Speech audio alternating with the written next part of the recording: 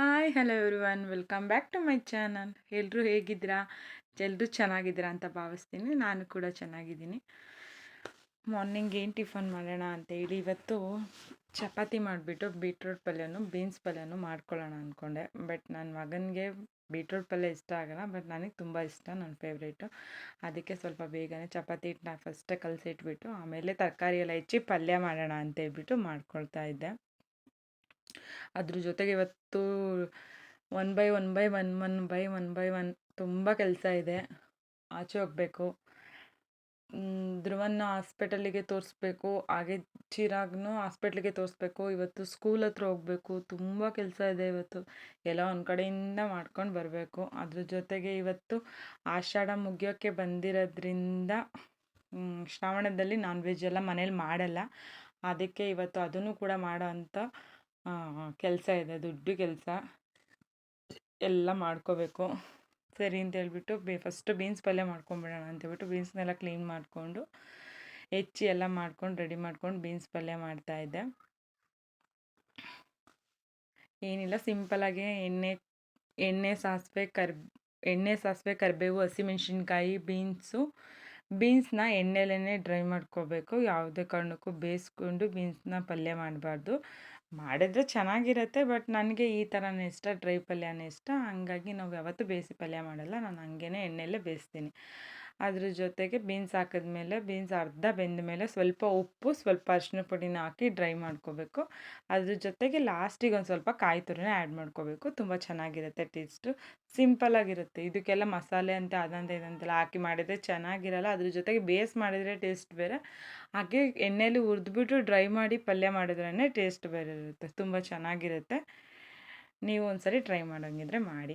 ಅದ್ರ ಜೊತೆಗೆ ಸ್ವಲ್ಪ ಬೀಟ್ರೂಟ್ ಪಲ್ಯ ಮಾಡ್ಕೊಳ್ಳೋಣ ಅಂತೇಳ್ಬಿಟ್ಟು ಬೀಟ್ರೂಟ್ ತುರಿಬೇಕಿತ್ತು. ತುರಿದ್ಬಿಟ್ಟು ಪಲ್ಯ ಮಾಡಿದ್ರೆ ಬೀಟ್ರೂಟು ಚೆನ್ನಾಗಿರುತ್ತೆ, ಬಟ್ ತುರಿಯೋಷ್ಟು ಪೇಷನ್ಸ್ ಇರಲಿಲ್ಲ. ಪಾಪು ಕೈ ಬಿಡಲ್ಲ ಅಂತ ಹೇಳ್ಬಿಟ್ಟು ಹಂಗೆ ಎಲ್ಲ ಹೆಚ್ಚಿಬಿಟ್ಟು ಸಣ್ಣಕ್ಕೆ ಹೆಚ್ಕೊಂಬಿಟ್ಟು ಪಲ್ಯ ಮಾಡೋಣ ಅಂತೇಳ್ಬಿಟ್ಟು ಅದನ್ನು ಸಪ್ರೇಟಾಗಿ ಪಲ್ಯ ಮಾಡ್ಕೊತೆ. ಆ್ಯಸ್ ಯೂಶ್ವಲ್ ಸೇಮ್ ಅದ್ಯಾವ ಥರ ಪಲ್ಯ ಮಾಡ್ತೀನಿ, ಇದನ್ನು ಅದೇ ಥರ ಪಲ್ಯ ಮಾಡ್ತೀನಿ. ಬಟ್ ಡಿಫ್ರೆಂಟ್ ಏನಂದರೆ, ನಮ್ಮ ಮನೇಲಿ ಪಲ್ಯಕ್ಕೆ ಪಲ್ಯದ ಪುಡಿ ಅಂತ ಹೇಳ್ಬಿಟ್ಟು ರೆಡಿ ಮಾಡ್ಕೋತೀನಿ. ಆ ಪಲ್ಯದ ಪುಡಿನ ಆ್ಯಡ್ ಮಾಡ್ತೀನಿ ಎಲ್ಲ ಪಲ್ಯಕ್ಕೂ. ಬಟ್ ಬೀನ್ಸ್ ಪಲ್ಯಕ್ಕೆ ಆ ಪಲ್ಯದ ಪುಡಿ ಆ್ಯಡ್ ಮಾಡಲ್ಲ ನಾನು ಯಾವತ್ತೂ. ಆದರೆ ಅದು ಬಿಟ್ಟು ಅದರ್ವೈಸ್ ಯಾವ ಪಲ್ಯ ಮಾಡಿದ್ರು ಕೂಡ ಪಲ್ಯದ ಪುಡಿ ಏನಿರುತ್ತೋ ಅದನ್ನು ಆ್ಯಡ್ ಮಾಡ್ಕೋತೀನಿ. ಸರಿ ಅಂತ ಹೇಳ್ಬಿಟ್ಟು ತಿಂಡಿ ಎಲ್ಲ ಮುಗಿಸ್ಕೊಂಡು ಹೊರಟ್ವು. ಫಸ್ಟು ಸ್ಕೂಲ್ ಹತ್ರ ಹೋಗ್ಬಿಡೋಣ. ಸ್ಕೂಲ್ ಹತ್ರ ಹೋಗಿ ಸ್ವಲ್ಪ ಫೀವರ್ ಬೇರೆ ಇತ್ತು ಅವನಿಗೆ, ಸ್ವಲ್ಪ ಸಿರಪ್ ಹಾಕಿ ಸ್ಕೂಲಿಗೆ ಕಳಿಸಿದ್ದೆ.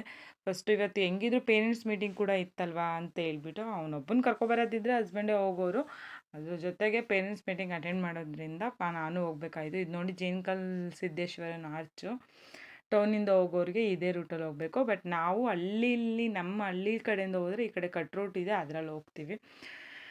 ಇದು ನಮ್ಮೂರು, ನಮ್ಮ ಅರಸೀಕೆರೆ, ನಮ್ಮ ಊರು, ನಮ್ಮ ಹೆಮ್ಮೆ.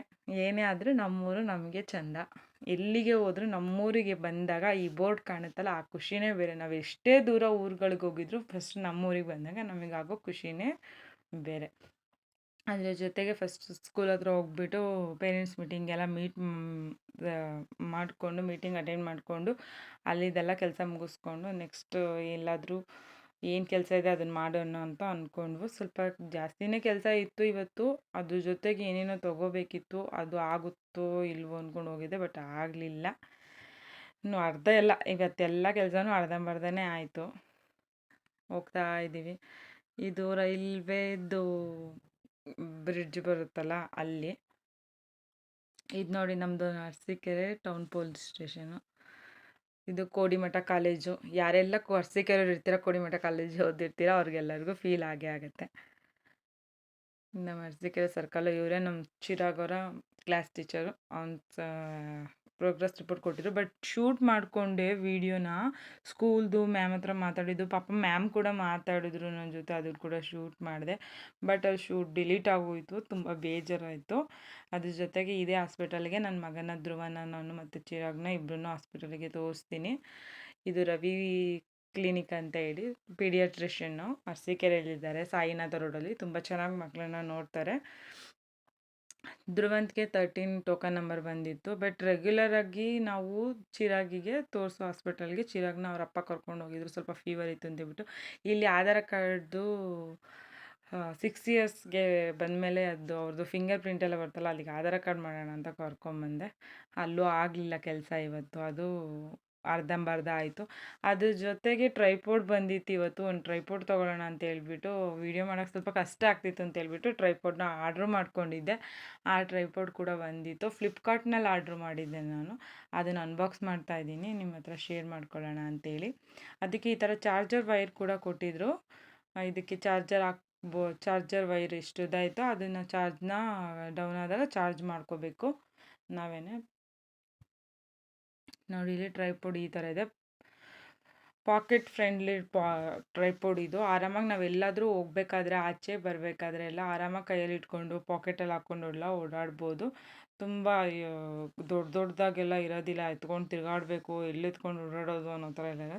ಪಾಕೆಟ್ ಫ್ರೆಂಡ್ಲಿ ಆಗಿದೆ. ಫ್ಲಿಪ್ಕಾರ್ಟಲ್ಲಿ ಚೆಕ್ ಮಾಡಿದ್ರೆ ಸಿಗುತ್ತೆ. ಬೇಕಂದರೆ ಲಿಂಕ್ನ ನಾನು ಬಯೋದಲ್ಲಿ ಡಿಸ್ಕ್ರಿಪ್ಷನಲ್ಲಿ ಹಾಕಿರ್ತೀನಿ. ಬೇಕಾದ್ರೆ ನೀವು ಕೂಡ ಹೋಗಿ ಸರ್ಚ್ ಮಾಡಿ, ನಿಮಗೂ ಕೂಡ ಬೇಕಂದರೆ ತೊಗೋಬೋದು. ನೋಡಿ ತುಂಬ ಚೆನ್ನಾಗಿತ್ತು, ಬಜೆಟ್ ಫ್ರೆಂಡ್ಲಿ ಅನ್ನಿಸ್ತು. ಅಮೌಂಟ್ ಏನು ಜಾಸ್ತಿನೂ ಇಲ್ಲ, ಇದು ಜಸ್ಟ್ 518 ರುಪೀಸ್ ಅಷ್ಟೇ ಇರುತ್ತೆ. ತುಂಬ ಚೆನ್ನಾಗಿದೆ, ಬಜೆಟ್ ಫ್ರೆಂಡ್ಲಿ. ಬ್ಯಾಕ್ ಸೈಡಲ್ಲಿ ಲೈಟ್ಗೆ ಬಟನ್ ಆಪ್ಷನ್ ಕೂಡ ಕೊಟ್ಟಿದ್ದಾರೆ. ಟೂ ಸ್ಟೆಪ್ಸ್ ಆಫ್ ಬಟನ್ಸ್ ಇದೆ. ಒಂದ್ಸಲಿ ಪ್ರೆಸ್ ಮಾಡಿದ್ರೆ ಲೈಟಾಗಿ ತೋರಿಸುತ್ತೆ, ಎರಡನೇ ಸರಿ ತುಂಬ ಡಾರ್ಕಾಗಿ ತೋರಿಸುತ್ತೆ. ರೊಟೇಷನ್ ಎಲ್ಲ ತುಂಬ ಚೆನ್ನಾಗಿದೆ, ಪರವಾಗಿಲ್ಲ. ಮನಿ ವರ್ತ್ ಆಫ್ ಮನಿ ಅಂತ ಅನ್ನಿಸ್ತು. ತುಂಬ ದುಡ್ಡೇನು ಜಾಸ್ತಿ ಇಲ್ಲ. ನೋಡಿ ಯಾವ ಥರ ಇದೆ. 2.5 ಫೀಟ್ ಇದೆ ಇದು. ಎಲ್ಲಾದರೂ ಆಚೆ ಹೋದಾಗ ಸೆಲ್ಫಿ ಸ್ಟಿಕ್ ಕೂಡ ಥರ ಕೂಡ ಮಾಡ್ಕೋಬೋದು. ನೋಡಿ ಇಲ್ಲಿ ಬ್ಲೂಟೂತ್ ಆಪ್ಷನ್ ಕೂಡ ಇದೆ. ಬ್ಲೂಟೂತ್ ಆಪ್ಷನ್ ಕೂಡ ಇರೋದ್ರಿಂದ ನಾವು ಸೆಲ್ಫಿ ಇಟ್ಕೋಬೇಕಾದ್ರೆ, ನಾವೆಲ್ಲಾದರೂ ಅದನ್ನ ಸ್ಟ್ಯಾಂಡ್ ಕೂಡ ಇದೆ ಇದರಲ್ಲಿ. 3 ಸ್ಪ್ಲೆಕ್ಟರ್ ಸ್ಟ್ಯಾಂಡ್ ಕೂಡ ಇದೆ. ನಾವೇನಾದ್ರು ಸ್ಟ್ಯಾಂಡ್ ಹಾಕಿ ಕೂಡ ಇದನ್ನು ಇಟ್ಬಿಟ್ಟು ಆ ಬ್ಲೂಟೂತ್ ಕನೆಕ್ಟಿವಿಟಿ ಏನಿದೆ ಅದನ್ನು ನಾವು ಕೈಯಲ್ಲಿ ಇಟ್ಕೊಂಡು ಕೂಡ ಫೋಟೋನ ಕ್ಯಾಪ್ಚರ್ ಮಾಡ್ಕೋಬೋದು. ತುಂಬ ಚೆನ್ನಾಗಿದೆ. 518 ರುಪೀಸ್ಗೆಲ್ಲ ಮನಿ ವರ್ತ್ ಆಫ್ ಮನಿ ಅಲ್ವಾ. ಎಷ್ಟು ಈಸಿಯಾಗಿ ಆರಾಮಾಗಿ ತುಂಬ ಚೆನ್ನಾಗಿದೆ. ಪ್ಯಾಕೆಟ್ ಫ್ರೆಂಡ್ಲಿಯಾಗಿ ಕೂಡ ಇದೆ. ಆಪ್ಷನ್ ಕೂಡ ಚೆನ್ನಾಗಿ ಕೊಟ್ಟಿದ್ದಾರೆ, ಪರವಾಗಿಲ್ಲ. ಬಟ್ ಕ್ವಾಲಿಟಿನೂ ಕೂಡ ಪರವಾಗಿಲ್ಲ. ಬಟ್ ಇದನ್ನು ಯೂಸ್ ಮಾಡಿದ್ಮೇಲೆ ನಾನು ಇನ್ನೊಂದ್ಸರಿ ನಿಮ್ಮ ಹತ್ರ ಶೇರ್ ಮಾಡ್ಕೋತೀನಿ. ನಾನು ಮ್ಯಾಕ್ಸಿಮಮ್ ಅಂದರೆ ಒಂದು 6 ಮಂತ್ಸ್ ಯೂಸ್ ಆಗ್ಬೋದು. ಅದಾದಮೇಲೆ ಏನಾದರೂ ಪ್ರಾಬ್ಲಮ್ ಆಗ್ಬೋದಾ ಅಂತ ಅಂದ್ಕೊಂಡಿದ್ದೀನಿ. ಬಟ್ ನನ್ನ ಅನಿಸಿಕೆ 6 ಮಂತ್ಸ್ ಕೂಡ ವರ್ಕ್ ಆಗುತ್ತೆ ಅಂತ. ನೋಡಿ ಇಲ್ಲಿ ಬ್ಲಿಂಕ್ ಆಗ್ತಿದೆ, ಲೈಟ್ ಗೊತ್ತಾಗ್ತಿದೆ ಅನಿಸುತ್ತೆ. ಆ ಬ್ಲಿಂಕ್ ಆಗ್ತಿದೆ, ಅದು ಬ್ಲೂಟೂತ್ ಕನೆಕ್ಟಿವಿಟಿ. ನೋಡಿ ಲೈಟ್ ಡಾರ್ಕ್ ಆಗಿ ಕೂಡ ಇದೆ, ಲೈಟ್ ಕೂಡ.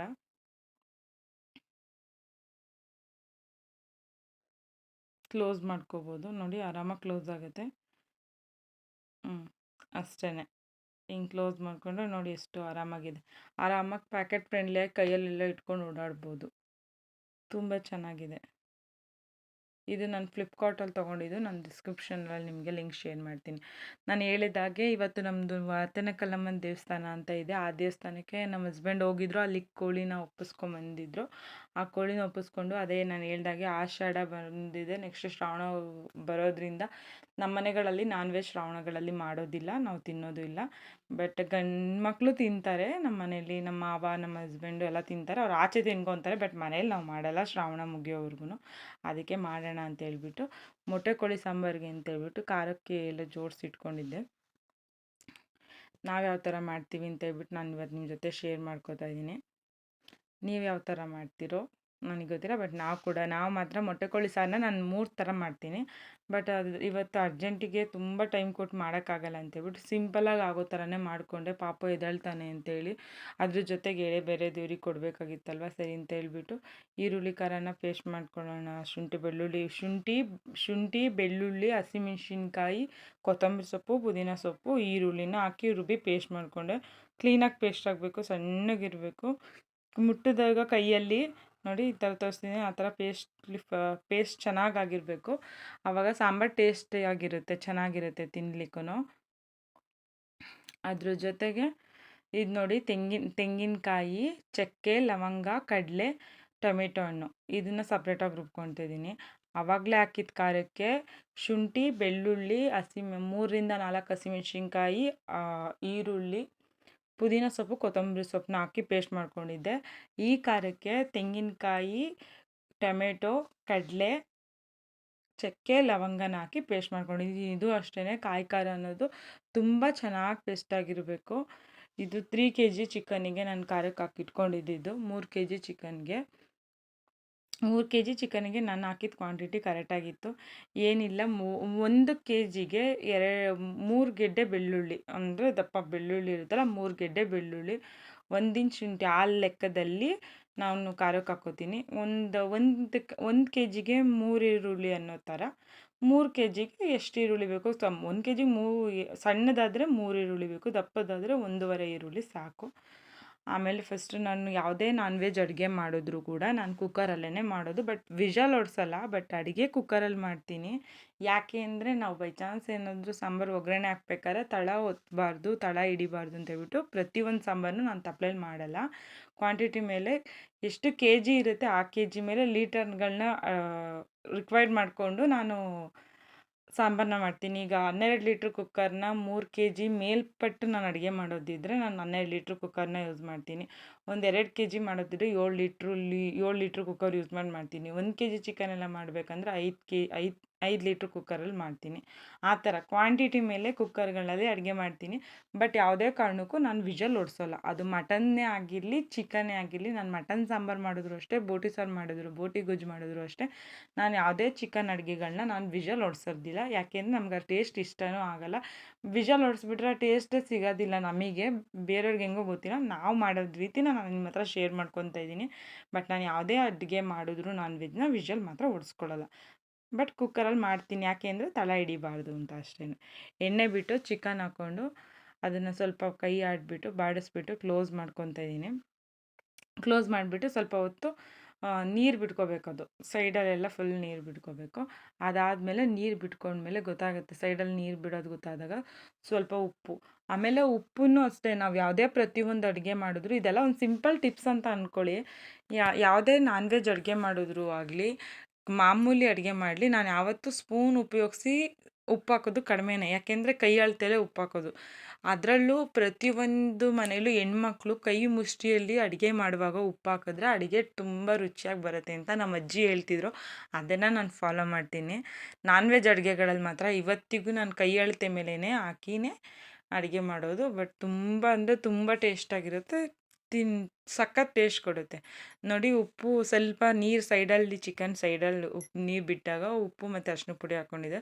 ಸ್ವಲ್ಪ ಹೊತ್ತು ಚೆನ್ನಾಗಿ ಬೇಯಿಸಿದ್ಮೇಲೆ ನಾನು ಏನು ಈರುಳ್ಳಿ ಖಾರ, ಅದೇ ಶುಂಠಿ ಬೆಳ್ಳುಳ್ಳಿ ಈರುಳ್ಳಿ ಎಲ್ಲ ಹಾಕಿ ಪೇಸ್ಟ್ ಮಾಡ್ಕೊಂಡಿದ್ದೆ, ಅದನ್ನು ಹಾಕಿ ಚಿಕನ್ಗೆ ಮಿಕ್ಸ್ ಮಾಡ್ತೀನಿ. ಚಿಕನ್ಗೆ ಮಿಕ್ಸ್ ಮಾಡಿದ್ಮೇಲೆ ಇದು ಕೂಡ ಒಂದು 10 ಮಿನಿಟ್ಸ್ ಚೆನ್ನಾಗಿ ಬೇಯಬೇಕು. ನಾವು ಒಂದೊಂದು ಮಸಾಲೆನೂ ಹಾಕಿದಾಗ 10 ಮಿನಿಟ್ಸ್ 15 ಮಿನಿಟ್ಸ್ ಬೇಯಿಸಿರ್ತೀವಿ. ಇನ್ನೇನಕ್ಕೆ ವಿಷಲ್ ಹೊಡಿಸ್ಬೇಕು? ನಮಗೇನು ವಯಸ್ಸಾಗಿದೆಯಾ ಎಲ್ಲ ಅಲ್ಲೆಲ್ಲ ಬಿದ್ದೋಗಿರೋ ಥರ ತಿನ್ನೋದಕ್ಕೆ? ಆ ಥರ ಎಲ್ಲ ನಮ್ಗೆ ಇಷ್ಟ ಆಗಲ್ಲ. ಸ್ವಲ್ಪ ಸ್ವಲ್ಪ ಗಟ್ಟಿಯಾಗಿದ್ರೇ ನಮಗೆಲ್ಲರಿಗೂ ಇಷ್ಟ. ತುಂಬ ಬೇಯಿಸ್ಕೊಂಡು ಒಂಥರ ಕೆಲವೊಂದು ಮದುವೆ ಫಂಕ್ಷನ್ಗಳಲ್ಲಿ ಅಬ್ಸರ್ವ್ ಮಾಡಿ ಫುಲ್ ಕಲಸೋಗ್ಬಿಟ್ಟಿರುತ್ತೆ. ಆ ಥರ ಎಲ್ಲ ಚಿಕನ್ ಎಲ್ಲ ತಿಂದರೆ ನೆಕ್ಸ್ಟ್ ಟೈಮ್ ಕುದಿಸ್ಬಿಟ್ಟು ತಿನ್ನೋಷ್ಟೊತ್ತಿಗೆ ಟೇಸ್ಟ್ ಇರೋಲ್ಲ. ಇದು ನೋಡಿ, ಚಿಕನ್ಗೆ ಖಾರದ ಪುಡಿ, ಧನಿಯಾ ಪುಡಿನೂ ಅಷ್ಟೇ ಕ್ವಾಂಟಿಟಿ ನಾವು ಎಷ್ಟು ಕೆ ಜಿ ತೊಗೊಂಡಿರ್ತೀವಿ ಅದ್ರ ಮೇಲೆ ಕ್ವಾಂಟಿಟಿ ಮೇಲೆ ನಾವು ಖಾರದ ಪುಡಿ ಮತ್ತು ಧನಿಯಾ ಪುಡಿನ ಯೂಸ್ ಮಾಡ್ಕೋಬೇಕಾಗುತ್ತೆ. ಇದೆಲ್ಲ ಮನೆ ಪುಡಿನೇ, ನಾವು ಯಾವುದೋ ಆಚೆಯಿಂದ ಪುಡಿಗಳು ತರಿಸಲ್ಲ, ಇವೆಲ್ಲ ಮನೆ ಪುಡಿನೇ. ನೆಕ್ಸ್ಟು ನಾನು ಧನಿಯಾ ಪುಡಿನ ಮಿಲ್ ಮಾಡಿಸ್ತೀನಿ, ಧನಿಯಾ ಪುಡಿ ಖಾರದ ಪುಡಿ ಮಿಲ್ ಮಾಡಿಸ್ತೀನಿ. ಆ ವಿಡಿಯೋನ ನಾನು ನಿಮ್ಮ ಜೊತೆ ಶೇರ್ ಮಾಡ್ಕೋತೀನಿ. ಇದು ನೋಡಿ, ಅದ್ರ ಜೊತೆ ಹಂಗೆ ಹಾಕ್ಬಿಟ್ರೆ ಅಲ್ಲಲ್ಲೇ ಗಟ್ಟಿ ಉಳ್ಕೊಳ್ಳುತ್ತೆ ಅಂತ ಹೇಳ್ಬಿಟ್ಟು ಕ್ಲೀನಾಗಿ ಫಸ್ಟೇ ಖಾರದ ಪುಡಿ ಮತ್ತು ಧನಿಯಾ ಪುಡಿನ ಈ ಥರ ಬಟ್ಲಿಗೆ ಹಾಕ್ಕೊಂಡು ಮಿಕ್ಸ್ ಮಾಡ್ಕೊಂಡಿದ್ದೀನಿ. ಕ್ವಾಂಟಿಟಿ ಮೇಲೆ 2 ಸ್ಪೂನ್ ಖಾರದ ಪುಡಿ ಹಾಕ್ಕೊಂಡಿದ್ದೀನಿ, 4 ಸ್ಪೂನ್ ಧನಿಯಾ ಪುಡಿನ ಹಾಕ್ಕೊಂಡಿದ್ದೀನಿ. ಕ್ಲೀನಾಗಿ ಕಲಿಸ್ಬಿಟ್ಟು ಅದನ್ನು ಕ್ಲೀನಾಗಿ ಅದರಲ್ಲಿ ಗಂಟು ಇಲ್ಲದೆ ಇರೋ ಥರ ಕಲಿಸ್ಬಿಟ್ಟು ಆ ಚಿಕನ್ ಏನಿದೆ, ಆ ಚಿಕನ್ ಸ್ವಲ್ಪ ಬೆಂದಿತ್ತು. ಈರುಳ್ಳಿ ಖಾರದಲ್ಲಿ ನಾನು 15 ಮಿನಿಟ್ಸ್ ಬೇಯಿಸಿದ್ದೀನಿ. ಆಲ್ರೆಡಿ 40% ಚಿಕನ್ ಬೆಂದಿರುತ್ತೆ ಈರುಳ್ಳಿ ಖಾರದಲ್ಲೇ. ಈಗ ಅದಕ್ಕೇ ಈ ಏನು ಖಾರದ ಪುಡಿ ಮತ್ತು ಧನಿಯಾ ಪುಡಿ ಪೌಡರ್ ಇರುತ್ತೆ ಅದನ್ನು ಆ್ಯಡ್ ಮಾಡ್ಕೋಬೇಕು. ಅದನ್ನು ಆ್ಯಡ್ ಮಾಡ್ಕೊಂಡು ಚೆನ್ನಾಗಿ ಮಿಕ್ಸ್ ಹೊಡೆದು ನಾವು ಏನು ಸಾಂಬಾರು ನಮಗೆಷ್ಟು ಬೇಕು, ನಮಗೆಷ್ಟು ಪ್ರಮಾಣದಲ್ಲಿ ಸಾಂಬಾರು ಬೇಕು ಆ ಸಾಂಬಾರಿಗೆ ನಾವು ನೀರನ್ನ ಈಗ ಏನು ಖಾರದ ಪುಡಿ ಮತ್ತು ಧನಿಯಾ ಪುಡಿ ಹಾಕ್ತೀವಿ ಆವಾಗಲೇ ನಾವು ನೀರನ್ನ ಆ್ಯಡ್ ಮಾಡ್ಕೋಬೇಕು. ಯಾಕೆ ಅಂದರೆ ಪದೇ ಪದೇ ಅಡುಗೆ ಮಾಡುವಾಗ ನೀರನ್ನ ಹಾಕ್ತೇನೆ ಇದ್ದರೆ ನಾನ್ ವೆಜ್ಗಳು ಅಡುಗೆ ಮಾಡಬೇಕಾದ್ರೆ ಸಾಂಬಾರು ಕೆಟ್ಟೋಗುತ್ತೆ. ಅದು ನಾನ್ ವೆಜ್ ಅಡುಗೆ ಅಂತಲೇ ನಾವು ಯಾವುದೇ ಅಡುಗೆ ಮಾಡಿ ನಾವು ಯಾವಾಗಲೂ ನೀರು ಉಯ್ತಾನೇ ಇದ್ದರೆ ಅದಕ್ಕೆ ಸಾಂಬಾರು ಕೆಟ್ಟೋಗುತ್ತೆ. ಅದಕ್ಕೇ ಖಾರದ ಪುಡಿ ಧನಿಯಾ ಪುಡಿ ಹಾಕಿದಾಗ ನಾವು ನೀರನ್ನ ಒಂದೇ ಕ್ವಾಂಟಿಟಿ ನಮ್ಗೆ ಎಷ್ಟು ಬೇಕು ಅದನ್ನು ಮಾಡ್ಕೋತೀವಿ. ಆ ಖಾರದ ಪುಡಿ ಧನಿಯಾ ಪುಡಿ ಹಾಕಿದ್ಮೇಲೆ ಚೆನ್ನಾಗಿ ಕುದಿ ಬರಬೇಕು. ಒಂದೆರಡು ಕುದಿ ಬರುವಾಗ ಈ ಏನು ಈ ಕಾಯಿ ಖಾರ ಅಂತ ರುಬ್ಕೊಂಡಿರ್ತೀವಿ ಆ ಕಾಯಿ ಖಾರನ ಇದ್ರಕ್ಕೆ ಹುಯ್ಕೊಂಡ್ರೆ ಮುಗೀತು. ಅಲ್ಲಿಗೆ ಸಾಂಬಾರು 80% ಆದಂಗೆ. ಇಲ್ಲಿಗೆ ಮತ್ತೆ ಇದನ್ನು ಕಾಯಿ ಖಾರ ಹಾಕಿದ್ಮೇಲೆ 20 ಮಿನಿಟ್ಸ್ ಬೇಯಿಸ್ಕೊಂಡ್ರೆ ಸಾಂಬಾರು ಫುಲ್ ಕಂಪ್ಲೀಟ್ ಆಗುತ್ತೆ. ತುಂಬ ಚೆನ್ನಾಗಿರುತ್ತೆ. ನೀವೆಲ್ಲ ಮೊಟ್ಟೆ ಕೋಳಿ ಸಾಂಬಾರು ಮಾಡೋ ರೀತಿಗೂ ನಾವು ಮೊಟ್ಟೆ ಕೋಳಿ ಸಾಂಬಾರು ಮಾಡೋ ರೀತಿಗೂ ಡಿಫ್ರೆಂಟ್ ಎಷ್ಟಿದೆ ಅಂತ ನನಗೆ ಗೊತ್ತಿಲ್ಲ. ಬಟ್ ನಾನು ಮೊಟ್ಟೆ ಕೋಳಿ ಸಾಂಬಾರನ್ನ 3 ಥರ ಮಾಡ್ತೀನಿ. ಅದರಲ್ಲಿ ಇದು ಒಂಥರ.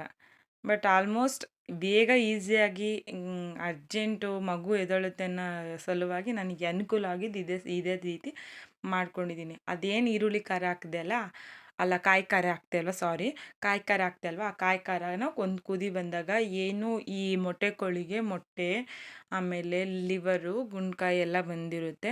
ಅದನ್ನೆಲ್ಲ ಮೊಟ್ಟೆ ಬಳ್ಳಿ ಎಲ್ಲದನ್ನು ಕ್ಲೀನಾಗಿ ವಾಶ್ ಮಾಡ್ಕೊಂಡು ಇಟ್ಕೊಂಡಿರ್ತೀವಲ್ವ, ಅದನ್ನು ಅದರೊಳಗಡೆ ಆ್ಯಡ್ ಮಾಡಿಬಿಟ್ರೆ ಮುಗೀತು. ನೋಡಿ, ಇದೇ ನಮ್ಮ ವಾತನ ಕಲ್ಲಮ್ಮ ಅಂತೇಳ್ಬಿಟ್ಟು ನಮ್ಮೂರಿಂದ ಒಂದು 8 ಕಿಲೋಮೀಟ್ರ್ ದೂರದಲ್ಲಿ ಒಂದು ದೇವರಿದೆ. ಇದು ನಮ್ಮ ಅತ್ತೆಯವರು ಆಗಿನ ಕಾಲದಿಂದನೂ ಪೂಜೆ ಮಾಡ್ಕೊಂಬಂದಿದ್ದಾರೆ. ಈ ದೇವ್ರಿಗೇ ಎಡೆ ಕೋಳಿ ಕುಯ್ಕೊಂಬಂದಿದ್ರು.